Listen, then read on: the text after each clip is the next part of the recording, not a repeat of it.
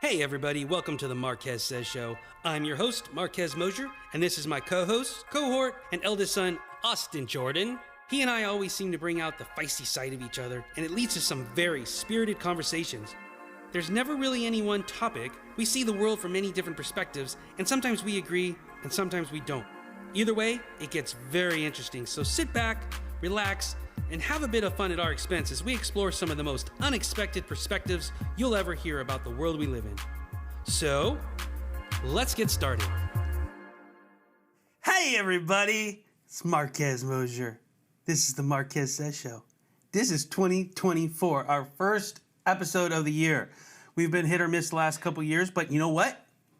We have got some seriously good topics lined up for you this year, and we're going to start it off with an introduction to my co-host, my co-conspirator, my cohort, Austin Jordan. Say hello, Austin Jordan. Chicka chicka. My name is Austin. You may know me from things that I've done before. This is not indicative of what you will get when we release the podcast for his album, but you know. And welcome to 2024. Isn't it wild to think that people born in 1998 are 63 now? God, where does the time go? What? What the? We are closer to 2040 than we are 2007. Okay, so yeah, let's have that math lesson. All right. Wild. Absolutely wild. Speaking of 2024, what are some of the things that you are looking forward to? Landing on the moon. Again? Yeah. I'm also really, really excited for... Does Deadpool 3 come out this year? I hope so. I don't know. If it doesn't, then I'm excited Deadpool for... That movie was actually pretty good. You should rewatch it. I'm excited. I'm excited for the new Beverly Hills Cop 4 that they're releasing. That should be interesting. I'm excited to see what kind of shambles happen. Because it's an election year. Speaking of movies, just on that topic before we randomly go off into the other stuff, did you ever wonder why they just don't have a Lethal Weapon to wrap it up? I mean, they are. Mel Gibson's directing it. Ah, they are going to do one more one, huh? Or at least, or restart the franchise, I'm sure. They're going to do one more.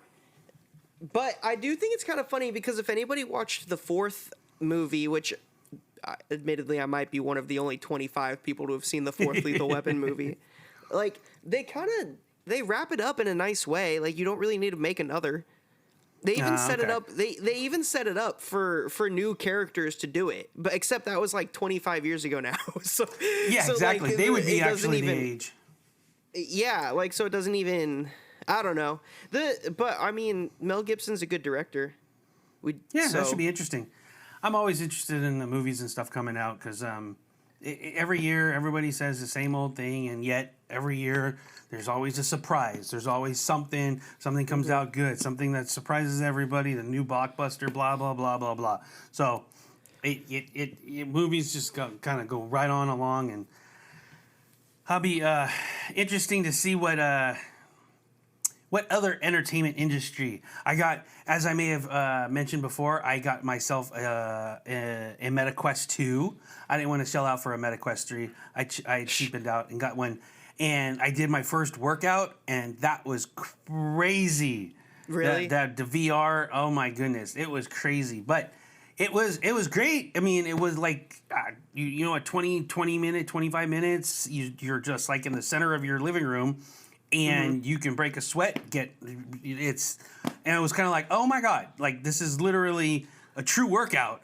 And I was really impressed, and I can only imagine where the VR technology and everything is going to be going shortly here. So, wow. And that was just with something that's average, I guess. I mean, I don't think it's particularly anything like cutting edge, but that's cool. I've never actually used a VR headset. Yeah, it's the first time. It was the first time I had it.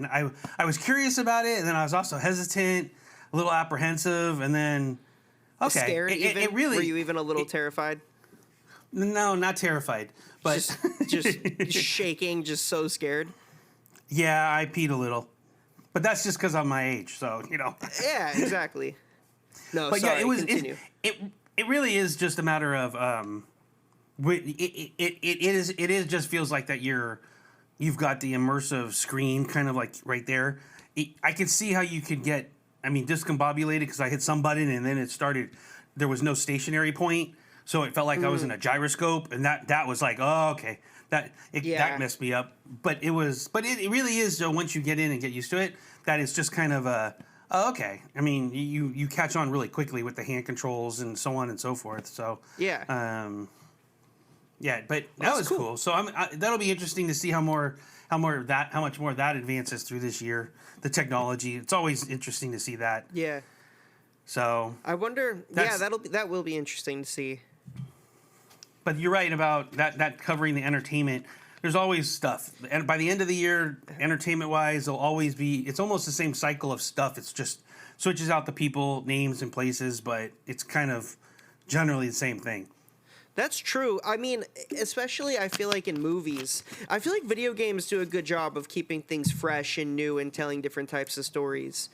But mainstream movie-wise, I mean, let's just look at last year. Let's think about the years before it too, and I hope there's a little bit of variation. It's all the standard type, like action comedy movies have replaced a traditional comedy movie. You get a million of those, and then Yeah. you get that biopic that comes out and like blows everybody away. But it's like it's not all that new. I will say when I say biopic about last year, I am not actually referencing Oppenheimer because Oppenheimer was pretty fresh. Oppenheimer was good, but that's also Christopher Well, Nolan. Well, like you said though, it could be the movies could be varying degrees of Of quality, it's not to say quality, anything yeah, of the but it's still a quality, just biopic. saying- Yeah, you're absolutely right. So, but it Yeah. is generally the same type of stuff, and that's fine. I mean, you know every once in a while you'll get something that's different. I mean, I know, was it last year that was Everything Everywhere All at Once, or was that the year before? That was I 2 can't years even- ago. Yeah, it was. You know, yeah. you have something like that, and you kind of go, okay, well, that was a little different, but Yeah, that generally was cool. speaking. Yeah, no, that was cool. That was definitely fresh and like exciting. Oh, what I really want to know is whether or not which Halloween movie they're going to come out with. I mean, come on. I mean, are we really going to go another year without a new Halloween movie? I mean, Didn't they release a jeez. Halloween movie last year? Oh no, I guess it was at the end. Didn't they just release Halloween Ends like at the end of 2020? When was it? No, I think that was. I don't 2022. think that was It was last. like the end of No, 2022. yeah, 2022. So 23 we didn't have anything. Although Mickey Mouse, you got 2 Mickey Mouse horror movies coming out. So one's do we already really? done. Because the original patent for Steamboat Willie For Steamboat, expired. yeah, I know that. Yeah. So, that's that interesting. version of Mickey Mouse. I know that they were making Winnie the Pooh horror movies, which I want to see. Blood and Honey. Yeah, Blood I and want to see Honey. those. I didn't know they were doing one for Steamboat Willie though. Yep. Well, That's I mean, cool. it's that version of Mickey Mouse that they have it. So Yeah. So that should be. So like I said, yeah, it'll be interesting that the, business. I guess in the future of business, I mean, April and I are obviously pay attention to the real estate markets and stuff, and I'm Oh, why? assuming interest rates will go down. I mean but that's so cyclical. It's so funny when people talk about, I mean, business or the economy in general, but just even real estate. It's like you can literally put a graph up, and basically every 3 to 6 years you got this cycle going on. Sometimes it goes 4 and 8, sometimes it's 3 and 6, but it's the same kind of thing over and over again. So I don't know why people get so up in arms about, like, oh my God, we're gonna have a crash. Well, yeah, it happens like every couple years. I mean, Yeah. what is surprising about this? So When it crashes, will the average late 20s, early 30-year-old be able to buy a house again? Or when is that happening? When does the cycle allow for that to happen again? you know what? On a quote unquote serious note, that all of that can happen because if you have a good credit score, you can qualify for FHA loans. You can qualify for low income or down payment assistance and stuff, and you can still get a house. But it's a matter of whether or not you want to spend. I mean, interest rates make a difference, so that's the thing Yeah. where the payment. Yeah. But even that you can still get something if you truly wanted to. Yeah. The biggest thing though is depending on where you want to live, because you know, what's more important to Yeah. you, living where you want to live or having like owning the house? Because Yeah. you can go somewhere else that may not be the ideal geography you want, but you can have a house and you know all the things that go with it, yard, whatever, you know, whatever's important Yeah. to you. But That's true. That, you know, and nowadays with work being the way you can with as much remote work, it's not nearly as limiting to, you know, you're locked to a physical job that you have to go to. So That's true, and that is nice. One of my coworkers, who's also a pretty good friend at this point, he is in the market. He was looking for a new house to buy, and he found one for $85K just outside of St. Louis. Like, Yeah. that's nothing. That's like no. I mean, to buy a house, that's nothing. That's dirt cheap. Yeah. But it was funny. He didn't end up buying it. There were reasons, obviously, that it was $85,000. But like the house itself, the inside was gutted. It was renovated. It was brand new. But of course, I mean, it's not really buying anywhere. Nobody wants to live outside of St. Louis. And there was an RV trailer that they can't make it move, and it was just on the property, yeah, like see, close to the yeah. property. And so it's like, well, there's reasons, but right, and but you're right though. Had he been willing to kind of go through all those hoops, you end up with Yeah. a really good deal. And if you can hold on to it in a couple years, the neighborhood improves. Yeah, next thing you know, probably you made sell some it money. for a good amount. Yeah, that So, is. That all of that's going to be interesting. I just take it in stride. I'm sure we're going to have lots of changes. It always is, but you know the biggest thing you're right about that's going to dominate the news cycles is the wars and the elections. Yeah, for sure. The wars and the elections.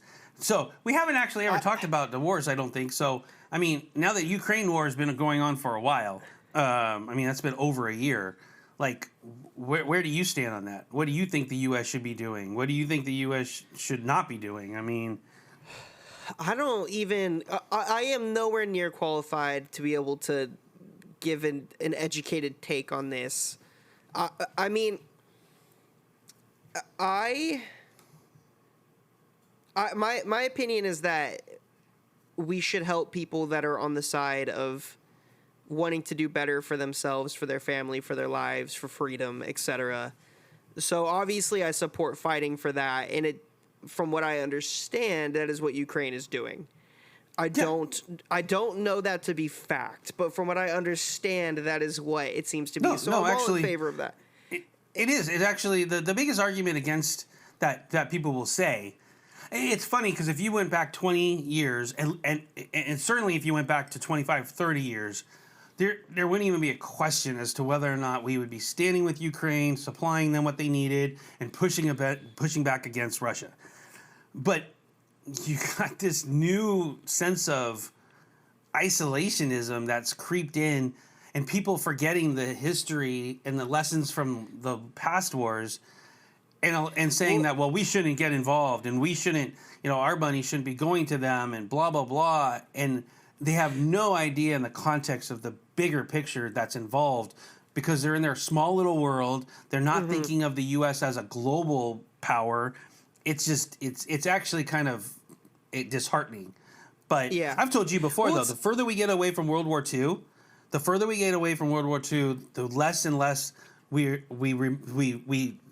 I guess the less I feel we're on the track that needs to be where it needs to be, because it slips right back into the whole, no, it's not our problem. It's not our problem. It's not our problem. Well, and I think that there's some truth to that argument. I do think that there is something to be said about the U.S. does not have to be the world police. And I do agree with that. But we have two wars going on right now. And I think that there's very different views on both of those wars. Oh, the second one is totally different. Right. And it's funny to watch which populations are in opposition of each side, because you have the older generations not in favor of the Ukraine stuff, and then you have the younger generation not in favor of the Palestine conflict. And I would be very curious to listen and become more educated. I've just been too tired and too busy to understand some of the more geopolitical reasons as to why, because I'm sure there are. But Well, imagine this.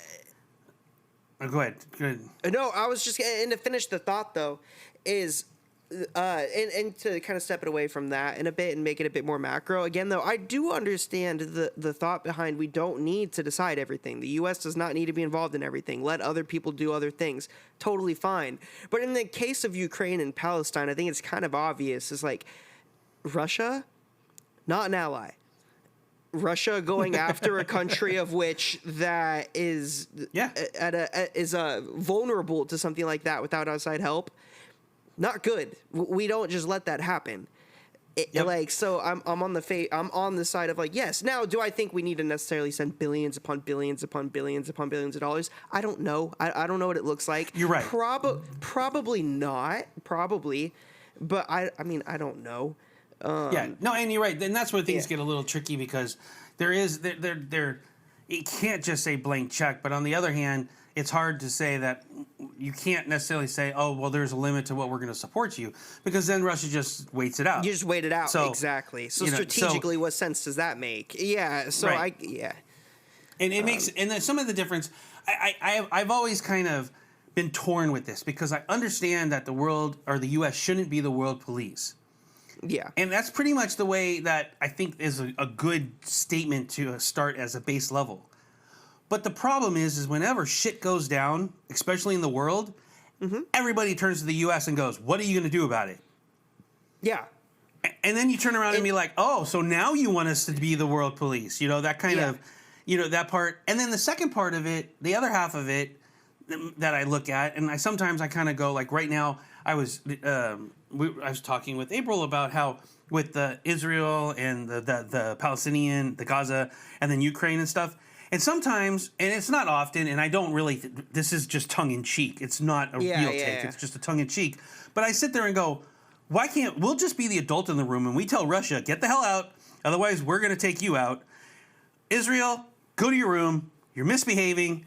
Palestine, here's your people, here's your land. Hamas, we're coming after you just like we did with ISIS and Al-Qaeda. Everybody, just go to your rooms. We'll call you out when everything is ready and done. But, of course, everybody would be all up, and I mean, the world would be like, what the hell? Who gives you the right to do all that, blah, blah, blah, and rightfully so, and rightfully so. Well, that would legitimately start a giant conflict across the world. That would, and practically, as a practical matter, it would be at least a lot of talk, and a lot of, what do you think you're doing, blah, blah, blah, blah. And then, but, of course, this is the kind of thinking that leads to the whole, oh, so a dictator who can do everything can bring peace and stability. But when you have this messy thing like democracy, so it's like I said, it's tongue in cheek. It's not that I mean to actually do that. But it's kind of also like every once in a while, it would be good for the U.S. to do a little flex and be like, just don't forget what we can do. We're choosing not to, but we could if we wanted to, you know, that kind of mentality. But it's again, I say it tongue in cheek because I don't really want the U.S. to do that. But, sometimes I wonder, it's kind of like the bully thing. It's like, punch the bully back in the face and be like, hey, you pushed us. You kept pushing us, Yeah. And I think that would make sense if something were to happen on U.S. soil. Like, if something happened on U.S. soil, then I think they would do that. Or U.S. people. Yeah, or U.S. people. A significant U.S. population. I don't know. Yeah, well, that's the key word. I said it's significant. Yeah, exactly. Which was what I was about to say, was because I was about to go on the thought of like, no, but significant, yes. But also there's something to be said, though, is it's not the same. Like, if we were to escalate something like that today, there are numerous other superpowers that can escalate it to the same level we can. They might not have the same type of armory or something like that we do, but you don't need to. You just need to have a couple. I wouldn't call them a superpower though, because they would be like one and done or a handful and done. You know what I mean? They wouldn't be a superpower. It would almost be like if we wanted to wait them out, assuming we're not talking about like an actual nuclear war, because that's a little different. But even if we were talking about nuclear weapons, we still have more than anyone else. Yeah, but the problem is that you only need 3. Correct. That's what I meant. So yeah. But that's the thing, though. I don't think any of those other countries, and I guess it's kind of the proof is in the pudding that it's because they haven't, that any of them are willing to do it either, because it's mutually assured destruction. I mean, they don't really gain anything by it. I think that if we were to do something to an ally or something that was against Russia's wishes with nuclear weapons, they would go for it. I think at that point it would be over. Like, I think it's over at that point. Like, if we involve nukes or they involve nukes or whoever involves nukes at that point, I do think it's over. Like, bye, civilization. Like, Yeah, I don't think so. I think there's been so many other reasons that they could have been used up until this point. But I mean, who knows? You get somebody who's just stupid. I mean, literally, that just doesn't understand. But it's interesting though. This like wraps a back to the dictator whole. that's old and towards the end of his life that's proven to be narcissistic. Yeah, but Yeah. even then, it's kind of like, okay, great, but how much control would they truly have if they've got people below them that are the ones who would actually have to carry it out and be like, wait, you're killing Yeah. me, dude. I'm not going to do it because you're going to kill me and my family and blah blah blah blah blah. Yeah. It's an interesting thought puzzle because it's something that'll just never go away. This conversation is a conversation that's been had every single day since like August 6th, 1944? Yeah, whatever the date was. What, think it I was in can't remember the date. Might have been 45. It was in I the don't summer remember. it was the summer of 45. Yeah, and I don't remember the exact. I think it's like August 6th or something like that. But like and that conversation will not go away until everybody dies. Like, it's something that exists forever now from this point forward. Yeah, and I think it'll probably. I mean, even right now though, nobody seriously thinks that there'll be any sort of nuclear weapons detonated. So that's a good thing. To play devil's advocate, though, do we know that to be true? Biden's building a bunker. Zuckerberg's building a bunker. Oh Musk no! has a bunker. Yeah, blah blah blah. I'm just saying. I'm not saying that. I'm not even saying that's my opinion. I'm just saying, like, it's not inherently true. People could just be not speaking on it because they know better, and they're like, it doesn't matter anymore. No, it's because those people can. So they figure, I might as well just in case. It's still not a waste of their money, but it's also something that makes you feel good. See how prepared I am, because the world's going to hell. And, if the world does go to hell and blah, blah, blah. But yet they've been saying that for the last 60 or 80 years. I mean, again, it's kind of like, okay, well, yeah, we've heard this one before. The threat of it is greater than the actual use of it.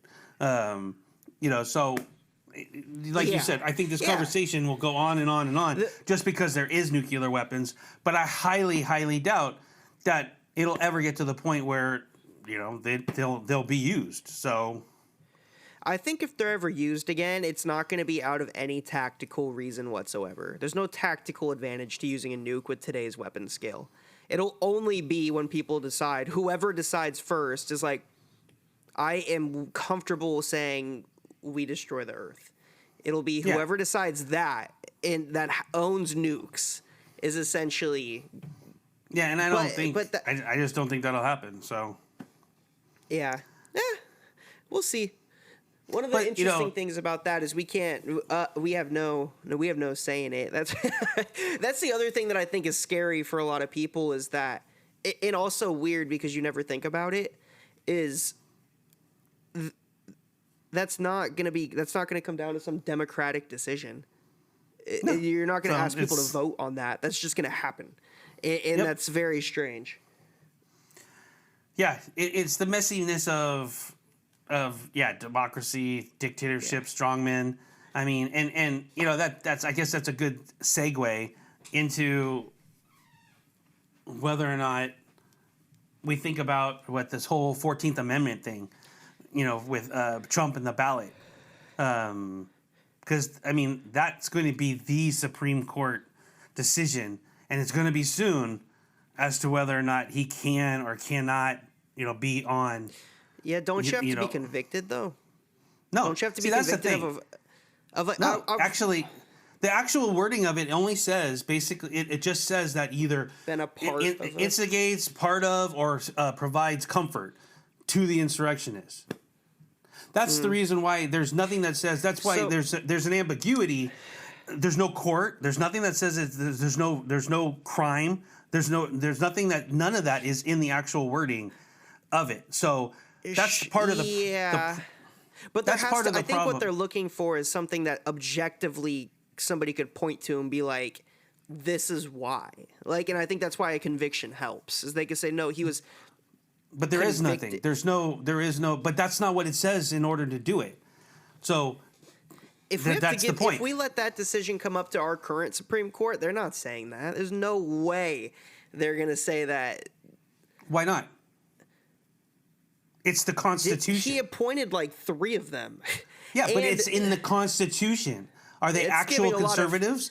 Are they actually reading it like basically for the same Austin, the same arguments they use for the Second Amendment and the overturning Roe would be the exact same arguments that you would say that the 14th Amendment applies.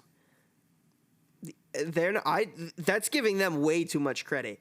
I absolutely don't think they would. Absolutely not. I think you're being way too short-sighted, because I could easily see them looking at it and going, well, one, the Supreme Court, we have the lowest trust we've ever had. 2, now not all of this is public. I mean, probably none of this, but that's one thought that they have. 2, they know that Trump is bad. They know it. Everybody knows it. Anybody who isn't a supporter, they understand his danger. So 3, they literally have it put right in front of them, a way to look and go, hey, it's the Constitution. We are upholding the Constitution. This is the problem. Yes, and by the way, Colorado court did say, they did find that he was a part of the insurrection. So they have a court, there is a court that says you were an insurrectionist or you supported it. But most people think that what Colorado did is going to be overturned by the federal Supreme Court. But it's not based on necessarily the insurrectionist part. It was just whether or not, you know, the They have the power authority to or do what it. that particular trial equated to something enough for it. But my point being is the third thing is they could actually, it basically provides them an out to not only gain trust, gain some, and if they go against him, it doesn't show that they're just a tool of that right wing. So they gain some trust back. They actually can save some of their face and on just the legitimate reason of knowing that he's not gonna, he can't win, which, you know, would be a good thing for everybody. Yeah, but why do they need to say? Why do they need to save face? They don't need to. There's no incentive. Yes, they do. That. Yes, they do, because right now they're on it for life. What difference does it make to them? Clarence Oh, Thomas it's is one of the human- most well, first hated. of- He's like it's human that nature. dude's been hated for like 20 years. It doesn't seem to influence him none. Well, of course not. I didn't say that it's not going to be him. I didn't say all of them. Yeah. But the newer ones, Kavanaugh and Barrett, stuff like that. They don't want to see that. They don't want to be seen as just pawns that Trump, just puppets of Trump. Especially if you get to that level, that's not what they're going to want to see. And when it really comes down to it, there's some ambiguity. There really is. But the reality is that he did. I mean, it does fall into the camp. When you talked about, you know, somebody with the nuclear stuff, about somebody finally deciding, that's what it's going to take here too. It's going to take somebody finally deciding, going, you were an insurrectionist. You were part of it.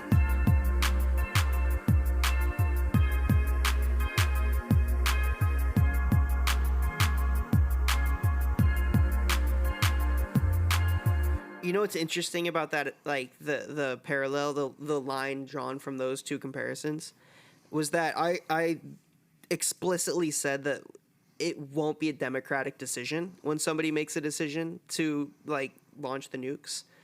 And then drawing that with that'll be the decision to not let Trump or basically to say under 14 Trump isn't allowed or whatever. I just think that's interesting because that's the biggest argument against the Supreme Court is that it is not democratic. Like the decision making of it, and not to say that. And this isn't even. This is actually going off in a different direction. This isn't to disagree with what you're saying because yes, inherently yes, that's true. But I just think that's kind of interesting though. Is like it is part of democracy. It's one of the 3 branches of our democracy. Yeah, but loosely, they can make whatever decision that they want to make once you get elected. There's nothing that democracy actually does about it. Actually, Congress could do it. Congress could codify Roe. Congress could make laws basically that ban guns. assault rifles. I mean, Congress has that power, the executive orders of the president. Now they could all kind of check each other, but they can also outweigh each other too.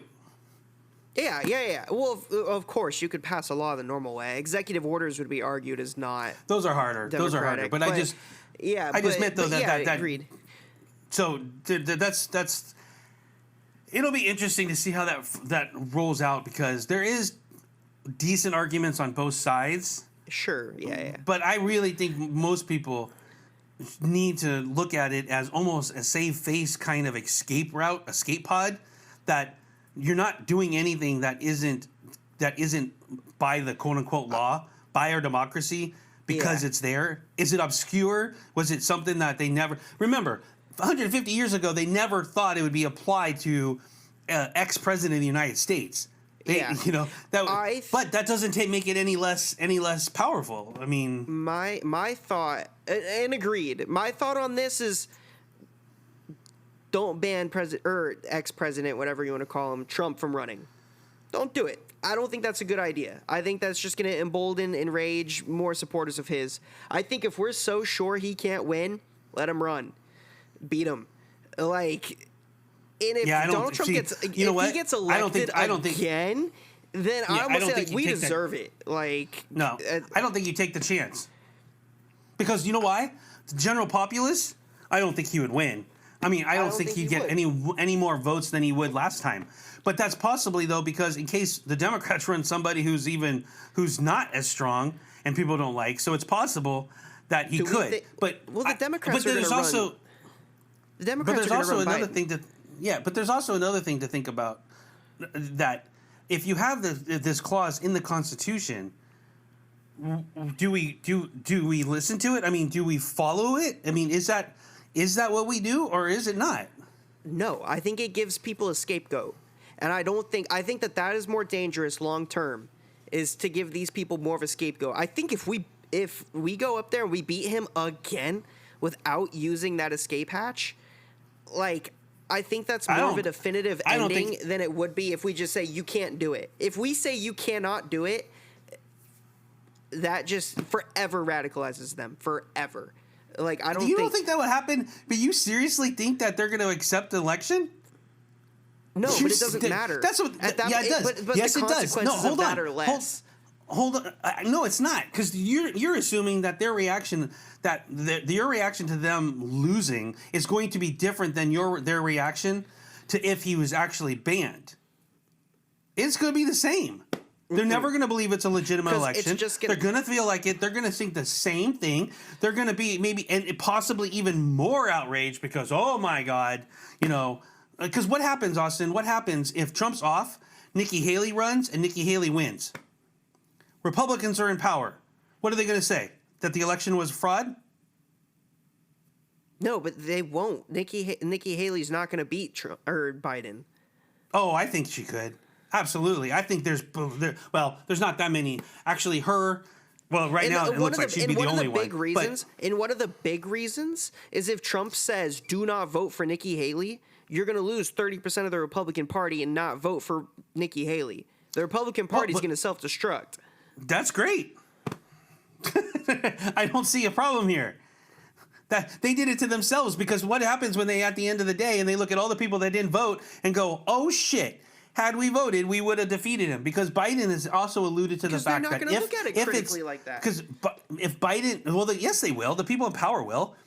Biden has already alluded to the fact that if Trump wasn't running, then he may not run. So if Trump is banned, there is no guarantee that Biden is going to be especially when you have Newsom in the wings, and you've got some other people that are willing to step right in and pick up the election. I don't know about that. So Biden there is thing. a lot of things. Run. But he has already alluded to the fact. He's said it. He's stated that yes, he would be giving it serious thought to not running again if it was anybody other than Trump. They're running out of time. I know, but that's part of that's part of why it's such a huge decision and needs to be done sooner than later. Yeah, but who makes that decision? The Supreme Court is just one day going to put it on their docket and be like, yeah, it already is. We're going to make the most monumental decision in U.S. history. It already is. It's already been appealed. and they understand the gravity of the fact that it needs to be done sooner than later. I mean, it has to be done because all these states, there is multiple states now that are saying yes, saying no. So it has to be ruled on by the Supreme Court because there needs to be some consistency across the board. So this isn't a matter of if. This is a matter of when. And they're not, and they know that it has to be done sooner than later. That's why I said this election cycle is going to be. I mean, it's funny. I last time when everybody said it's so different in 2016 when it's so different, like once in a lifetime. It's different. It's like no, it's not. They say that every year.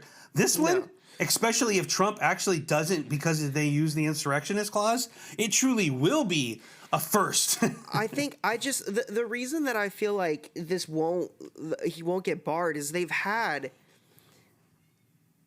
years, 4 years since it happened to make this decision, and they haven't. But nobody. Everybody knew that Trump was going to run again. Like, come on. But they didn't consider it. The first year or two afterwards, they were debating whether or not was it just a riot, was it an actual insurrection, was it just a peaceful protest that got out of hand. Remember, all those circulations, all those theories were still kind of bubbling, and it was kind of a matter of is he going to run again or isn't he going to run again? And then when he decided, oh shit, I have too much legal liability, I need to run again because that's a great shield. Mm-hmm. Then it became a little bit more of, wait, okay. And let's be honest, it's kind of creative. You got to give credit to some people thinking about, oh, okay, Sure, there's one aspect of sometimes when you talk about beating them, it's a lot like any sports or any competition. You use what's available. If it's in the rules, you use it. Now, not everybody will agree with it. And some people will be like, that's bad sportsmanship. You should have just, pass interference calls, for example. It's kind of like you just throw it up and you hope you get a pass interference call. Yeah. Because guess what? Is that really the best way to, you're not actually playing. You're not actually trying. No. You're just trying to play by the rules. You're just using the rules that are available to you. That's what that's doing. That's what's going on here. They're using the rules that are available to them. Yeah.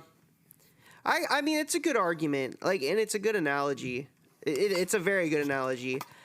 I mean, I don't want Trump to win, so I don't really, and nor do I really think he would, and obviously I don't think he'd be a good president.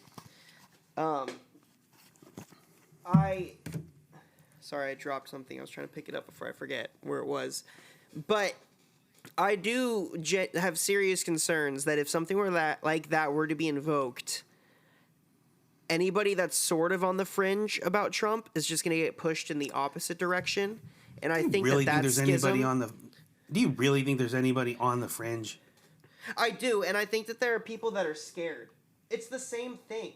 It's the same thing that we saw last time, and everybody was like, no, he could never win. He could never win. And they're underestimating how many people are scared, and they're not scared for legitimate, logical reasons. They're scared because they're seeing some echo chamber of information. Yeah, but they're just, I don't believe there's any more of them. I don't believe that. I think maybe there might not be as many. But it doesn't matter because just a small population of it can amplify and get bigger and bigger and bigger. But they're not. No, they can't. I disagree because I don't think that he can't gain more power. I mean, more people, more base. But it doesn't. That's not going to happen.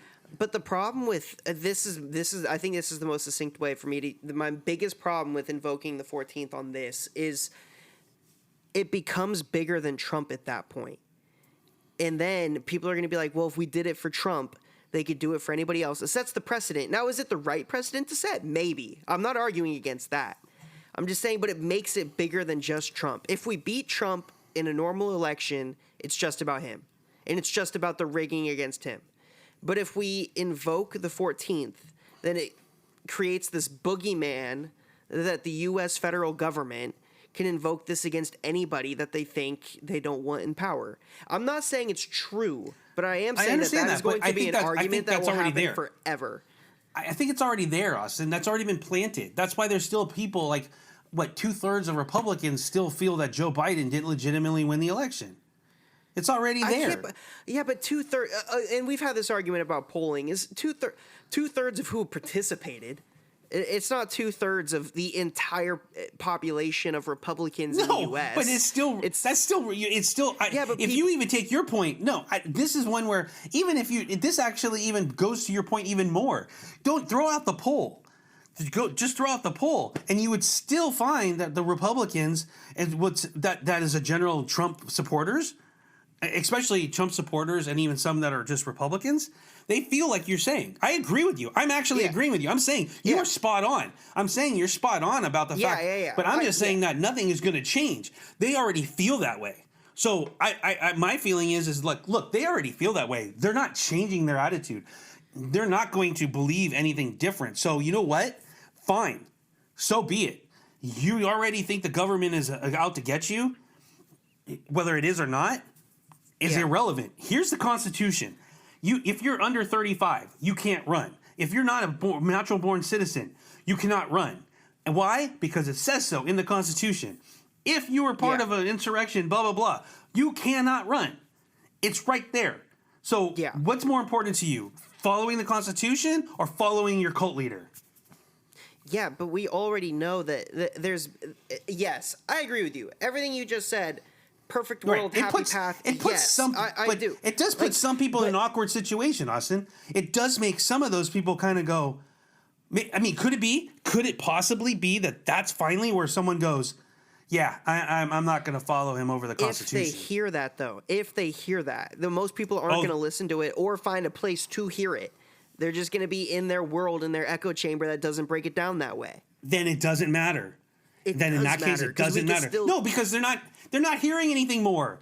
It's not going to be amplified. They're already hearing the worst case scenario. They're already hearing everything you're saying. They're already feeling everything you're saying. Yeah. I think it codifies, though. I think it gives them something to, like a physical example that they can point to, and it's a codifiable example. And yes, they could do that if he lost the election. You mean impeachments aren't that? You mean 2 impeachments? They don't think his impeachments are legitimate in the first place. Exactly. So the government, that's my point, is that a government thing that they tried to do with the government mechanism, the mechanism of our government, they already threw that out. So what's the point? What's the difference then? They already feel this way. It's not going to change anything. Maybe. That was my point. Is that it's the same thing. It's a government thing. It's a government thing that they already don't trust it. So it's like, all right, fine. You don't have to trust it. We are not catering to the 33% or 30% of the population that is going to say, "Oh my God, the government is against Trump and they're out to get him." It's fine. Believe what you want to believe. We're going to move on. The rest of the country is going to move on. Trump is going to get taken off the list. He's not allowed to run because he was an insurrection. You want to believe it? Great. If you don't want to believe it, great. But this is where the country is going. This is what's moving on. You know what I mean? Yeah. You could say it about segregation. You could say it about LGBT same-sex marriage. You could go down the list of those things and say... It's timing, sorry. though. I think, again, fundamentally, I don't disagree at all. But I think that if that was the case, they should have done it. They fucked up. Timing is bad now. The optics are bad. Well, you're going to do that in an election year. You're going to do that and all that stuff. It's like, I don't really disagree. I think that they should have, shit or get off the pot.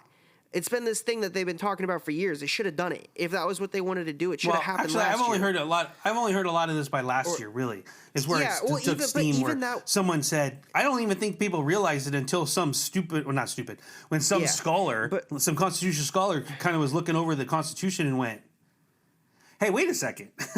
There's this obscure 14th Amendment here that says, I wonder if that would be applicable to Trump. And then went, oh my God, there's an actual argument that could actually... Shouldn't the Supreme Court have realized that already? No, they can't do anything until somebody brings it to their attention. Yeah, but why... I don't know if that's true. They could probably introduce something if they wanted. No, absolutely not. It's same thing is called standing. You have to have standing even at a local court.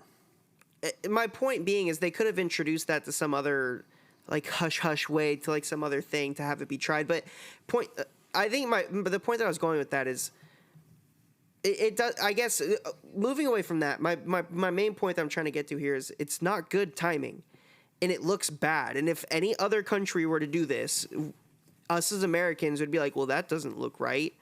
This looks like a coup. That doesn't make it, but it this doesn't looks- make it wrong. Wait, what are you talking about? It looks like a coup. You're talking just- about literally something. We have a document that's 250 years, well, whatever the 14th Amendment, whenever that was the Civil Yeah. War. So that was 150 years ago, 1860, 1960. So like 160, 170 years ago. Yeah. So you have it, something that all the states voted on by a majority that put it into Yeah. our most sacred document. This isn't something that's quote unquote. I mean, yes, the optics are bad. You're right. I mean, that's true. The optics are bad. The timing is bad. Yeah. But that doesn't mean you don't do it. I think if we think we can beat them, we should beat them. I think if they're, don't- I think for sure if they're going to invoke that 14th, then they need to do it like quick. They cannot wait until right before. That will cause even more turmoil. Well, they know that Then- absolutely. That's why the Supreme Court. That's what I started don't know this. if they do. I feel like the Supreme Court could wait they're till not the going last to- minute, invoke it right before they print ballots or whatever, and then Austin, they're already printing ballots for the primaries. And by the way, that was the second part of this, which we don't necessarily have to go into too. But the second part of this was a majority of people think that on the primary level, that this doesn't really apply. The primary level, this Constitution doesn't. That's the biggest argument, that at the primary level, it's not really as applicable. But for the general election, absolutely. Because the general election is a federal thing. I mean, not a federal thing, but it's a United States wide. And some of it, the conversation was that they may kick off or reverse the primary stuff, these ones because of the primaries and stuff. But they like, even some of the courts that denied it, the states of the courts that denied it, left it open and said, we can revisit it with the general election comes up. Like, they even said it, that this can still be revisited when the general election comes up, which is leaving the door open of saying that, okay, we can't do this for the primary because we can't tell the political party who to put on their ballot and stuff.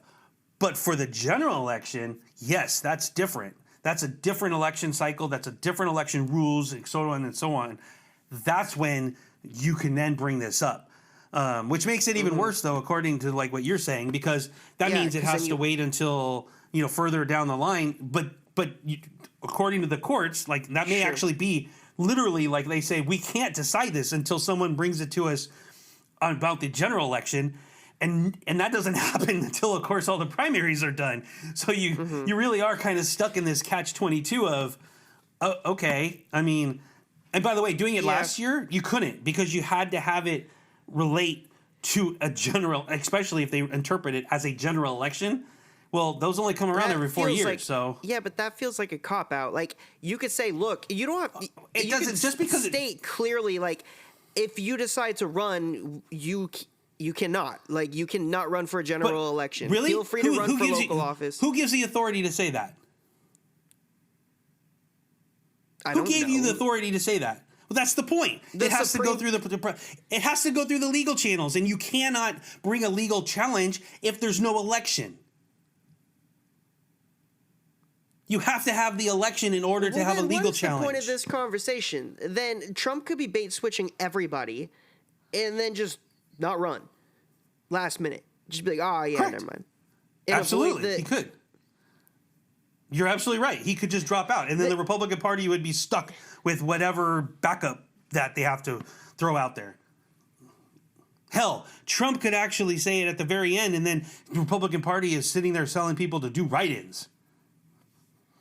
Yeah. Seems kind of dumb.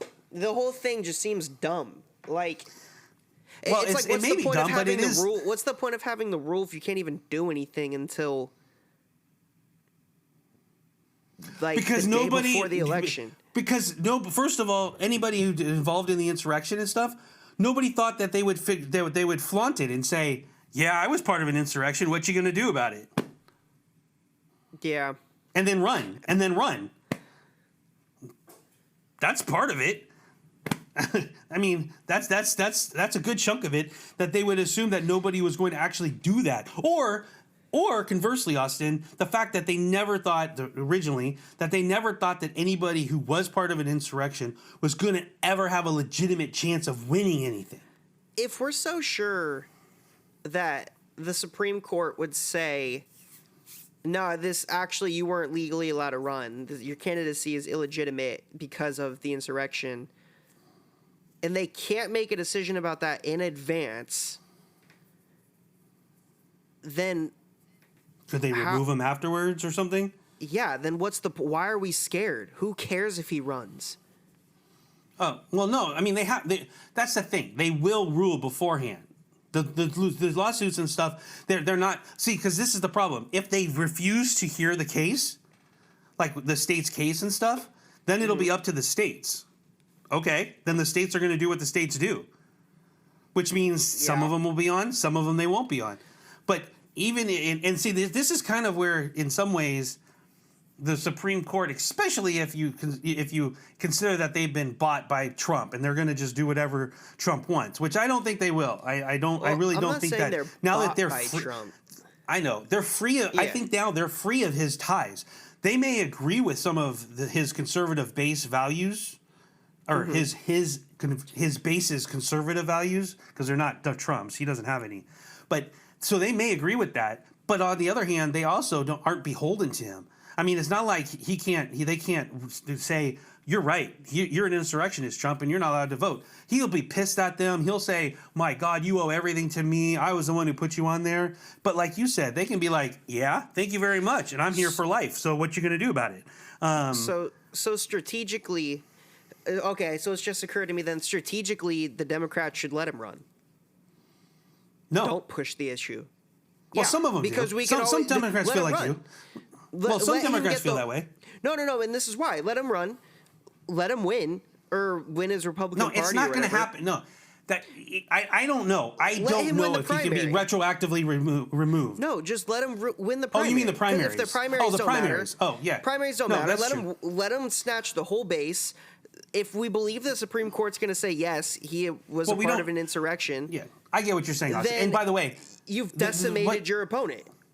Yeah. By the way, what you're saying is, what you're saying is kind of why they say the Supreme Court will say no to the states about the primaries, keeping them off the primaries, which is kind of that, where it's like, fine, feel free to Republican Party, feel free to put him up as your candidate, and then as soon as the primaries are over and we're going to the general election, those lawsuits will be boom. Those lawsuits are going to hit again, as far as saying nope, he's an insurrectionist, he's not allowed to be on the ballot. And then those will go up, and they may be seen again separately. It could be separately, but and at that point, I mean, then they would. I don't want to say they have to rule, but they could very much lean on the Constitution and go, "Hey, buddy, sorry, this court said you were, this court said you were," because various state courts have already said it, and essentially proven it. The January 6th committee, which is a congressional committee, basically stated it. And nowhere does it says you have to be charged with a crime, and nowhere does it say you actually have to be convicted. It doesn't even, so.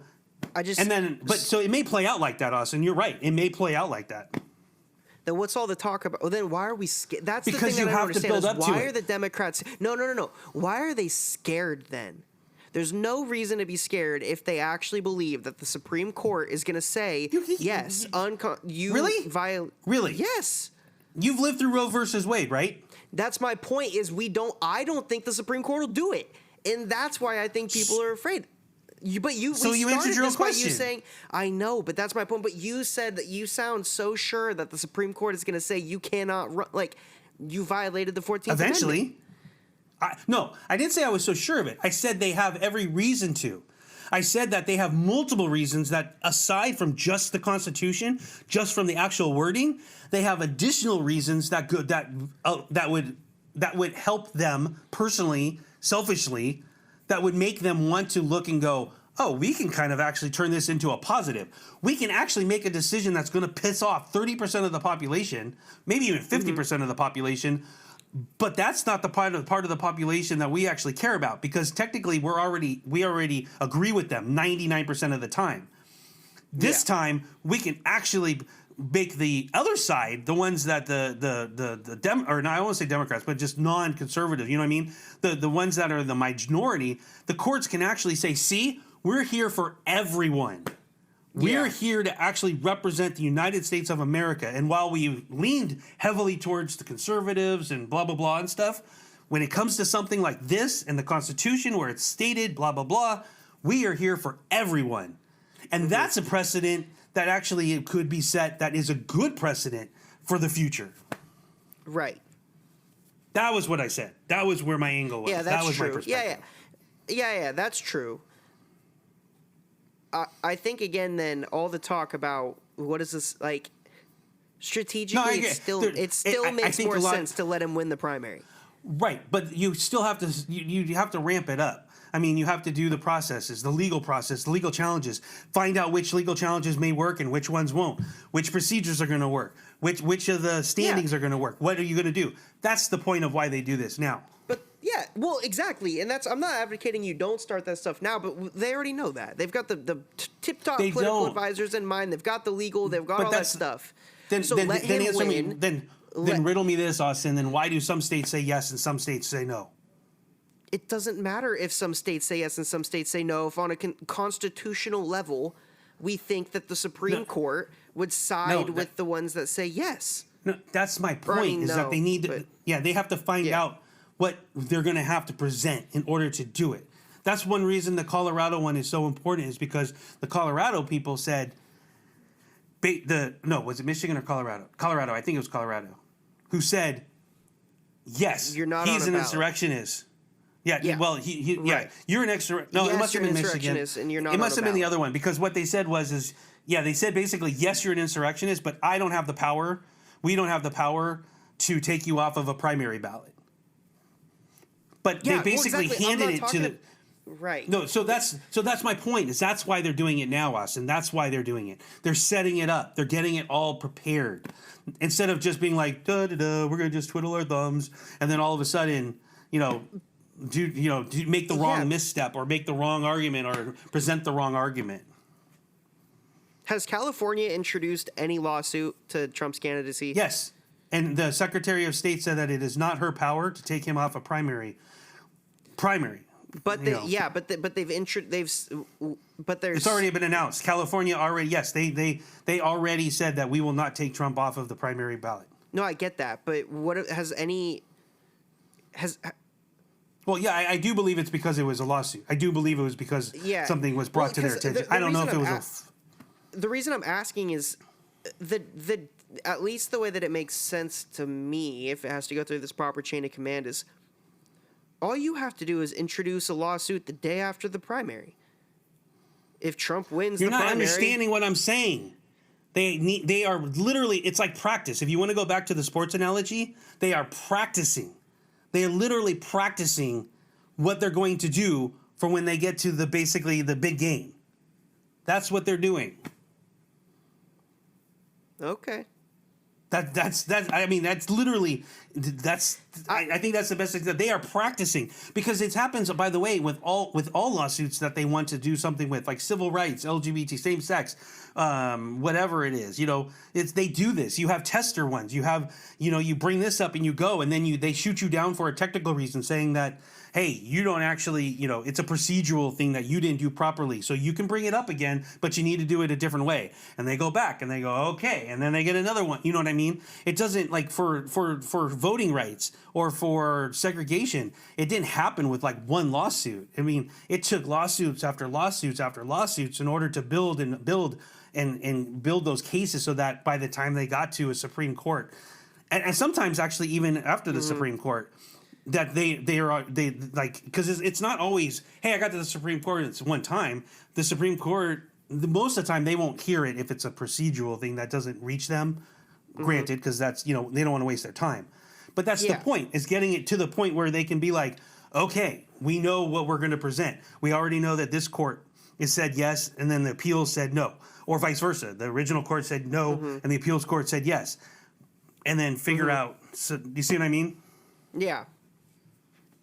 Okay, so aside from that, I mean, just one last thing is, I don't know enough about it. It's very possible. It just, to me, it feels again, it just if we're so sure that we have all these avenues and all these channels to take, there seems to be a whole lot of hoopla about it, and that I to don't me think that- indicates that people aren't really all that secure in their plan. Well, I agree. I mean, I think that's part of it. I mean, there is a lot of that's I think exactly right. So I don't think you could ever take it for granted what the Supreme Court's going to do. Yeah. You can be reasonably sure, but if you can't be 100% sure, then you're going to do things in order to get as reasonably sure as you can and have your backups. Yeah. Yeah. No, agreed.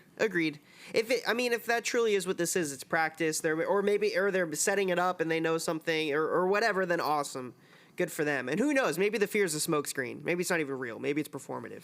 I don't know. But yeah. But it'll be interesting to see what happens in the next couple months. It will be interesting to see what happens in the next couple months. That's for sure. Sorry, it sounded like maybe you were gonna. No, I was going to say. So we kind of touched on where we think, what we think, how business is more or less cyclical, and it kind of just, there's going to be things that are going to surprise us, and there's going to be things that are just kind of mundane. We didn't even touch on AI. We could probably touch on AI next time. True. With what that's going to do, and we talked about the entertainment, but I mean, obviously the dominating story is going to be the wars and the wars in the election. So, but we will definitely try to bring you our faithful fans, all 12 of you. We're going to we're going to try to bring you podcasts a little bit more frequently than we have in the last year or two. We're going to have 2 in the chamber now. We've got this, one by the time you hear this. But this one, I would love. We've already done the album release one. And I would love to get into a little bit about what we could do also, obviously, a kind of a sports / pop culture thing between what's going on with Taylor Swift, what's going on with Aaron Rodgers, what's going on with some of that stuff. That one would be a good one. I learned, Depending on who makes the Super Bowl, there could be some interesting timeline parallels, too, that could be drawn, depending on which teams, because I think that there's some opportunity there right now in the current matchups. There's some repeats of decades ago that could potentially happen. Yep, and then there's interesting stuff. And some other societal stuff with, So we got some interesting topics coming for you. So hang in there, and we'll get you those. And thank you for listening. And then anything else in closing, Austin? Well, we didn't even get to give our personal controversial opinions on who should be doing the right thing on the Israel-Palestine. It's clearly... So remember, think more, care more, live more. And remember, you can change your life. We can change the world one decision at a time. And on that cliffhanger, we'll talk to you next time. Bye-bye.